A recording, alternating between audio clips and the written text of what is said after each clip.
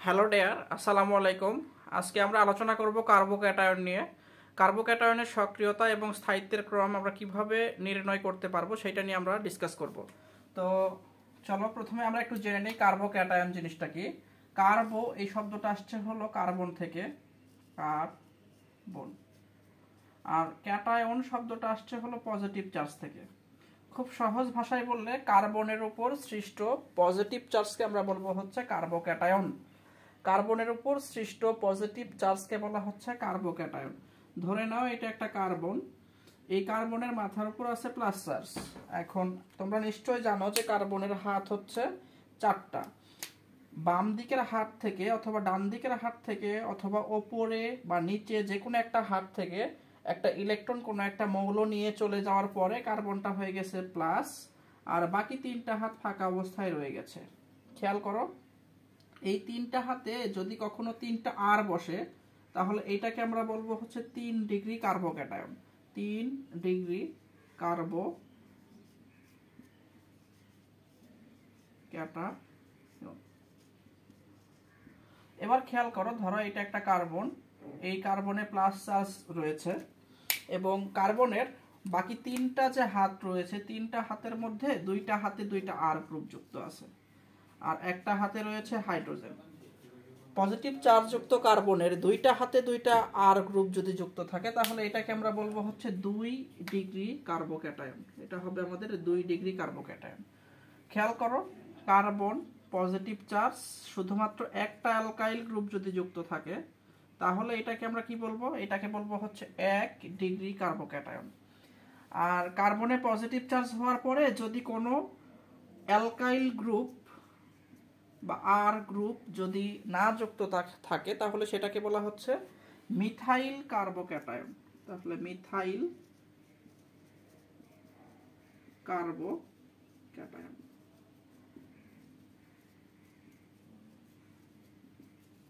তাহলে আমরা বিভিন্ন রকমের কার্বোক্যাটায়ন পাচ্ছি, 1 ডিগ্রি, 2 ডিগ্রি, 3 ডিগ্রি এবং মিথাইল কার্বোক্যাটায়ন। এখন ঘটনা হচ্ছে যে এই যে আর গ্রুপ, এইগুলোর পরিচয় আমি দেই নাই। আর গ্রুপগুলোকে বলা হচ্ছে অ্যালকাইল গ্রুপ। অ্যালকাইল গ্রুপ জিনিসটা কি? অ্যালকেন থেকে নরমালি একটা হাইড্রোজেন অপসারণ করার পরে যে গ্রুপের সৃষ্টি হয় সেটাকে বলা হচ্ছে অ্যালকাইল গ্রুপ। যেমন CH4, এটা মিথেন, মিথেন থেকে একটা হাইড্রোজেন সরায় দিলে উৎপন্ন হবে CH3, একটা হাত ফাঁকা, এইটার নাম হচ্ছে মিথাইল মূলক। ঠিক তেমনি আমরা যদি ইথেন থেকে একটা হাইড্রোজেন অপসারণ করে দিই, ইথেন CH3, এটা হচ্ছে ইথেন। ইথেন থেকে একটা হাইড্রোজেন সরাই দিলে উৎপন্ন হবে CH3, একটা হাত ফাঁকা, এটার নাম হবে হচ্ছে ইথাইল মূলক। অ্যালকাইল গ্রুপগুলোকে আমরা হচ্ছে আর দ্বারা প্রকাশ করব, আর। তাহলে অ্যালকাইল গ্রুপ আর কিছুই না, অ্যালকেন থেকে একটা করে হাইড্রোজেন সরানোর পরে যে গ্রুপের সৃষ্টি হয় সেটাকে বলা হচ্ছে অ্যালকাইল গ্রুপ। অ্যালকাইল গ্রুপের ধনাত্মক আবেশ ধর্মিতা আছে। ধনাত্মক আবেশ ধর্মিতা জিনিসটাকে, এটা আমি একটু লিখে রাখছি। অ্যালকাইল গ্রুপগুলো, অ্যালকাইল গ্রুপ, এই অ্যালকাইল গ্রুপগুলো ইলেকট্রন পুশ করতে পারে। ইলেকট্রন পুশ করার অ্যাবিলিটি আছে, পুশ করার অ্যাবিলিটি আছে। এখন আমরা যে জিনিসটা নিয়ে আলোচনা করব সেটা হচ্ছে এই যে বিভিন্ন ধরনের অ্যালকাইল গ্রুপের কোনটির সক্রিয়তা বেশি আর কোনটির স্থায়িত্ব বেশি। সক্রিয়তা এবং স্থায়িত্ব এই দুইটা হচ্ছে পরস্পরের ব্যস্তানুপাতিক সম্পর্ক। কোন একটা বিক্রিয়কের সক্রিয়তা যদি বেশি হয় তার মানে হচ্ছে ওই বিক্রিয়কটা খুব ইজিলি বিক্রিয়া করবে। যেই বিক্রিয়কটা খুব সহজেই বিক্রিয়া করে তার স্থায়িত্ব কম। আবার কোনো একটা বিক্রিয়কের স্থায়িত্ব যদি বেশি হয়ে যায় তার সক্রিয়তা কম। তার মানে এখান থেকে আমরা যে জিনিসটা বোঝানোর চেষ্টা করছি সেটা হচ্ছে স্থায়িত্বের সাথে আমাদের সক্রিয়তার সম্পর্কটা হচ্ছে ব্যস্তানুপাতিক। ঠিক আছে? কোনো একটা বিক্রিয়কের স্থায়িত্ব যদি বেশি হয় তাহলে তার সক্রিয়তা কম, অথবা সক্রিয়তা বেশি হলে তার স্থায়িত্ব কম হয়ে যাবে। এখন খেয়াল করো, প্রত্যেকটা কার্বনেই পজিটিভ চার্জ তৈরি হয়ে আছে। এটা 3 ডিগ্রি কার্বোক্যাটায়ন। 3 ডিগ্রি কার্বোক্যাটায়নে 3 দিক থেকে 3টা অ্যালকাইল গ্রুপ ইলেকট্রন পুশ করছে। তো 3 দিক থেকে যখন 3টা অ্যালকাইল গ্রুপ ইলেকট্রন পুশ করবে তখন এই কার্বনে যেই পরিমাণ পজিটিভ চার্জ ছিল সেই পরিমাণ পজিটিভ চার্জ আর থাকবে না, কিছুটা পজিটিভ চার্জ কমে যাবে। কারণ হচ্ছে পজিটিভ চার্জ মানে ভাইয়া ইলেকট্রনের ঘাটতি, তিন দিক থেকে তুমি ইলেকট্রন পুশ করলা, তাহলে ইলেকট্রনের ঘাটতি ওই সেম পরিমাণ থাকবে না। আমি একটু হিসাবটা সুবিধা করার জন্য, মানে তোমাদের যাতে বুঝতে সহজ হয় এই জন্য আমি ধরে নিলাম এখানে ধরো 5টা পজিটিভ চার্জ রয়েছে। যদিও আমরা দেখতে পাচ্ছি একটা পজিটিভ চার্জ, আমরা ধরে নিলাম প্রত্যেকটা কার্বনে পজিটিভ চার্জের সংখ্যা হচ্ছে 5টা করে। 5 প্লাস, এখানে রয়েছে 5 প্লাস, এখানে রয়েছে 5 প্লাস, এখানে রয়েছে 5 প্লাস। এবার একটু খেয়াল করো, তিন দিক থেকে তিনটা অ্যালকাইল গ্রুপ ধরো 3টা ইলেকট্রন পুশ করলো, তাহলে এই মুহূর্তে পজিটিভ চার্জ কয়টা থাকবে? 5 প্লাস চার্জ মানে 5টা ইলেকট্রনের ঘাটতি ছিল, নতুন করে 3টা ইলেকট্রন যখন আমরা পেয়ে গেলাম তখন ইলেকট্রনের ঘাটতি থাকবে আর কয়টা? মাত্র 2টা। তাহলে তিন দিক থেকে 3টা অ্যালকাইল গ্রুপ ইলেকট্রন সাপ্লাই দেওয়ার পরে এখানে যদিও ইনিশিয়ালি পজিটিভ চার্জ ছিল হচ্ছে 5টা, কিন্তু 3টা অ্যালকাইল গ্রুপ তিন দিক থেকে ইলেকট্রন সাপ্লাই দেওয়ার কারণে এখানে পজিটিভ চার্জ কমে গেল, কমে পজিটিভ চার্জ দাঁড়াইলে হচ্ছে 2টা।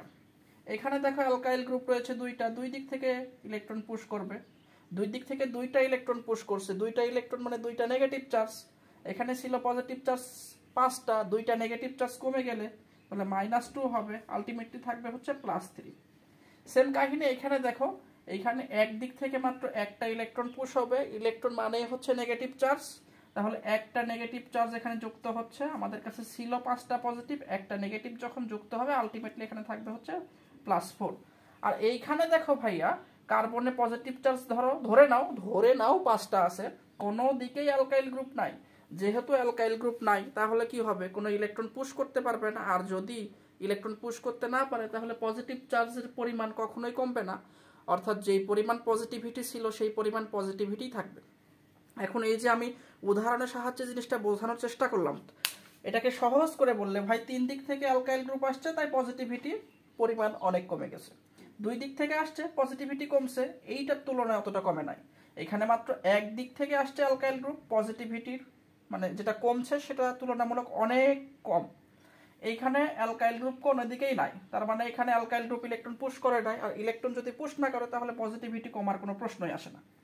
তো সোজা বাংলায় আমি যেটা বোঝাইতে চাচ্ছি ভাই, তিন দিক থেকে 3টা অ্যালকাইল গ্রুপ পুশ করার কারণে এখানে পজিটিভ চার্জের পরিমাণ সবচেয়ে কম, আর এইখানে কোনো অ্যালকাইল গ্রুপ নাই। অ্যালকাইল গ্রুপ যেহেতু নাই তাহলে কি হবে? এখানে ইলেকট্রন পুশ করার মতো কেউ নাই। যদি ইলেকট্রন ভাই পুশই করতে না পারে তাহলে এখানে পজিটিভ চার্জ কমার কোনো প্রশ্নই আসে না।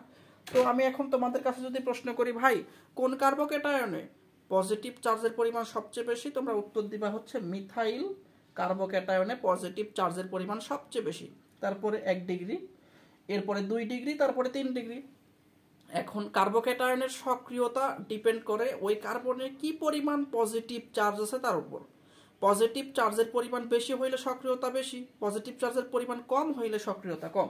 তো এই লাইনটাও একটু লিখে নাও, কার্বোক্যাটায়নের সক্রিয়তা এইটা নির্ভর করে একটা কার্বোক্যাটায়নের প্লাস চার্জের উপর। পজিটিভ চার্জ বেশি হইলে কার্বোক্যাটায়নের সক্রিয়তা বেশি, ঠিক আছে? তো পজিটিভ চার্জের সাথে কার্বোক্যাটায়নের সক্রিয়তার সম্পর্কটা কেমন? সমানুপাতিক। পজিটিভ চার্জ যত বেশি হবে ওই কার্বোক্যাটায়নের সক্রিয়তা তত বেশি। তো সেই থিওরি অনুসারে আমরা এখান থেকে বলতে পারি মিথাইল কার্বোক্যাটায়নে পজিটিভ চার্জ সবচেয়ে বেশি, তাহলে এটা সবচেয়ে বেশি সক্রিয়। তাহলে সক্রিয়তার ক্রম কি হবে ভাইয়া? সক্রিয়তার ক্রম হবে মিথাইল কার্বোক্যাটায়ন, মিথাইলটা সবচেয়ে বেশি সক্রিয়, তারপরে আসবে 1 ডিগ্রি, তারপরে আসবে 2 ডিগ্রি, তারপরে আসবে 3 ডিগ্রি। এখন আমি তোমাদেরকে যদি বলি স্থায়িত্বের ক্রম কি হবে? সক্রিয়তার ঠিক উল্টা। কেন? কারণ একটা রিয়েজেন্ট বা একটা বিক্রিয়ক বা একটা বিকারক অথবা electrophile, nucleophile, free radical, carbocation, carbanion, whatever যাই বলো না কেন, এদের সক্রিয়তা বেশি মানে সহজেই বিক্রিয়া করবে। যদি কোনো একটা জিনিস সহজেই বিক্রিয়া করে ফেলে তাহলে স্থায়িত্ব কইমা যাবে। তো সেই হিসাব অনুসারে আমরা এখান থেকে দেখতে পাইলাম যে সক্রিয়তা সবচেয়ে কম হচ্ছে 3 ডিগ্রির, যার সক্রিয়তা সবচেয়ে কম তার স্থায়িত্ব সবচেয়ে বেশি হবে। তাহলে 3 ডিগ্রির স্থায়িত্ব সবচেয়ে বেশি, 3 ডিগ্রি, তারপরে আসবে 2 ডিগ্রি, তারপরে আসবে 1 ডিগ্রি, এবং তারপরে আসবে আমাদের মিথাইল কার্বোক্যাটায়ন। সো এটাই ছিল আজকের আলোচনা। দেখা হবে পরবর্তী কোনো লেকচারে। ভালো থেকো, সুস্থ থেকো, আল্লাহ হাফেজ।